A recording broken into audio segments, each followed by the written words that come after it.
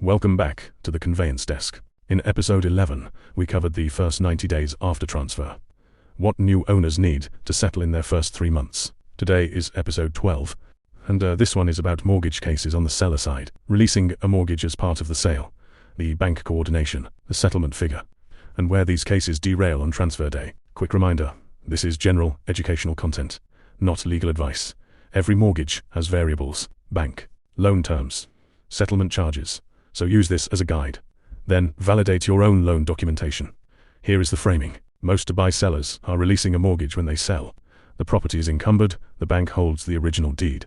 A registered charge sits on the title at DLD. Selling means releasing that charge, and release must be sequenced into the sale precisely. Mistimed release is one of the most common reasons same-day transfers fail. 1. The settlement statement. The first step is requesting a settlement statement from the bank. This document tells you exactly what the bank is owed to release the mortgage on a stated date. It includes the outstanding principal, the accrued interest to that date, any early redemption charges if the loan is being settled before its scheduled term, administrative fees the bank applies. Settlement statements are dated, the figure is current to that specific date.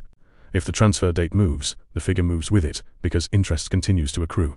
A settlement figure that is 2 weeks stale is a settlement figure that is short. The bank will not release the deed against a short check. Always confirm the settlement figure on the morning of transfer, not on the morning the check is being issued the day before. 2. The bank's role on transfer day. The seller's bank attends the trustee office on transfer day, or sends a representative with full authority to release the deed and issue the clearance letter. The representative receives the manager's check for the settlement amount, verifies the check is correct, releases the original title deed, issues the clearance letter authorizing DLD to discharge the registered charge. This sounds simple. It is when the bank is coordinated in advance. It is not when the bank's mortgage operations team has not been briefed on the appointment.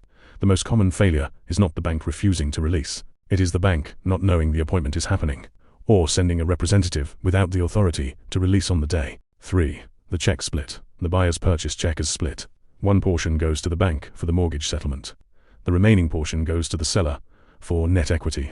The split is calculated against the settlement figure plus the bank's fees. If the property sold for 4 million United Arab Emirates dirhams and the settlement figure is 1.6 million United Arab Emirates dirhams, the buyer issues 2 checks, one for 1.6 million United Arab Emirates dirhams to the bank, one for 2.4 million United Arab Emirates dirhams to the seller. These are manager's checks, drawn on a UAE bank, in the exact correct names. Wrong names stop the transfer. Wrong amounts stop the transfer. The split must reconcile to the contract price exactly. 4. What the seller actually receives. The seller receives net equity.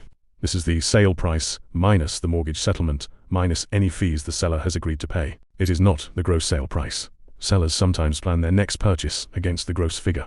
This produces problems. If the seller is using the proceeds to fund an onward purchase, the calculation needs to be against the net. Account for the settlement figure. Account for the bank fees. Account for any DLD fees the seller has agreed to absorb. The remaining number is what is actually available to deploy. 5. Early redemption charges. Many UAE mortgages include an early redemption charge. This is a fee for settling the loan before its scheduled maturity. The structure varies by bank and loan type. It can be a percentage of the outstanding balance, capped at a regulated maximum dot, or a fixed administrative fee, or a sliding scale that reduces over the loan's life. Read the original loan agreement. The settlement statement will include the early redemption charge, if one applies. Sellers sometimes discover this at the settlement statement stage. By then, the sale is already in motion, and the charge becomes a cost the seller absorbs. Better to know upfront. When pricing the property, factor in the early redemption charge if one applies. The mortgage payout reduces the seller's net by that amount. 6. The original deed. The bank holds the original title deed as security. Releasing the mortgage means releasing the deed. This sounds automatic. It is not. Some banks store deeds centrally. Retrieving the deed for transfer day requires a request, sometimes days in advance. Confirm with the bank, in writing, that the original deed will be available at the appointment. A bank representative arriving without the deed cannot complete the release. The transfer pauses, the slot is forfeited. This is preventable with 1 email a week before transfer. 7. The discharge documentation. Beyond the clearance letter and original deed, the bank issues discharge documentation. This is the formal paperwork DLD requires to remove the registered charge from the title. The discharge is processed at the trustee office or directly through DLD channels. DLD applies a mortgage release fee in the order of AED 1,290 plus a registrar fee of approximately AED 315. These fees are paid alongside the standard transfer fees on the day. When a sale is registered on the same day as the release, the registrar's release fees may be exempted under DLD's rules. Confirm with the trustee in advance which fees apply to your specific case. 8 common derailments. 3 derailments come up repeatedly. Stale settlement figures, refreshed too late. Bank representatives without full authority on the day. Original deed not retrieved from the bank's archive in time. Each is preventable with a confirmation email 3 working days before transfer.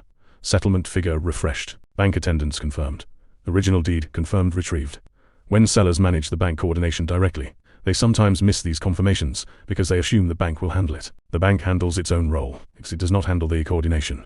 That coordination sits with whoever is managing the transfer. When the seller has engaged a third party to manage the sale, layers can accumulate without anyone owning the bank coordination. A direct line between the seller, the trustee, and the bank's mortgage operations team is the cleanest setup. 9. The full sequence. Settlement figure requested 2 weeks before transfer. Settlement figure refreshed 3 working days before transfer. Bank attendance confirmed in writing. Original deed retrieval confirmed in writing. Check split calculated against the refreshed figure. Discharge documentation prepared. On transfer day, all 4 parties present. Buyer, seller, buyer's bank, if applicable. Seller's bank. The settlement check hands over. The deed releases. The clearance letter issues. DLD processes the discharge simultaneously with the new transfer. 2 charges off, 1 charge on if the buyer is also financing, in a single sitting. In the next episode, we will cover the mirror process. Mortgage cases on the buyer side, where the buyer is financing, what the bank does on transfer day, and where these cases produce their own derailments. That's all for today. This was the Conveyance Desk.